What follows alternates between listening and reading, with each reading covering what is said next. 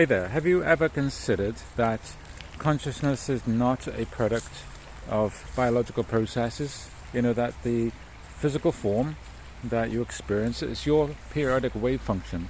Okay, there's this ripple, like if I use this tree as an example, then there's a waveform, there's a ripple, okay? And the information structure describing that tree is producing this waveform, okay? We see it as a tree. And it's only consistent because the information structure describing that tree is consistent, okay? And then it will gradually change over time. You know, entropy, change of state, is what we experience as time. And then the same applies to our physical body, okay? That our physical body is foundationally the interaction of information coming up against localized resistance in the medium of light through which information propagates and causing those initial waveforms, and then those waveforms go on to produce secondary and tertiary interactions and so on that produce particles and atoms and then cells and stuff like that, okay? So the information structure describing all those various waveforms and their interactions is consistent, therefore my waveform is consistent.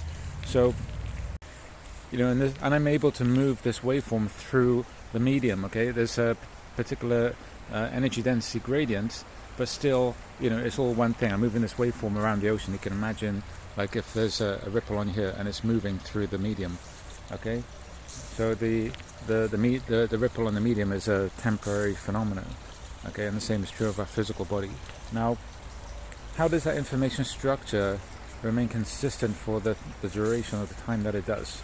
And, you know, you need to consider that instead of a physical object emitting like this electromagnetic radiation or magnetic field, you know, there's actually this convergence, okay, of information, okay? The information structure is converging to the point at which it's causing a ripple, okay? That concentration is producing those initial waveforms and then rippling out and interacting, producing the various physical form that you experience.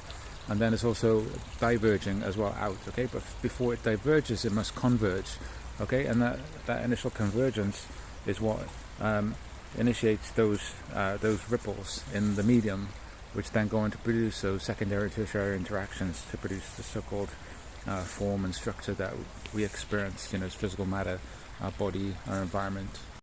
Okay, and our consciousness is embedded within that information structure, okay? And that's expressed in the form that is produced as a result of this convergence.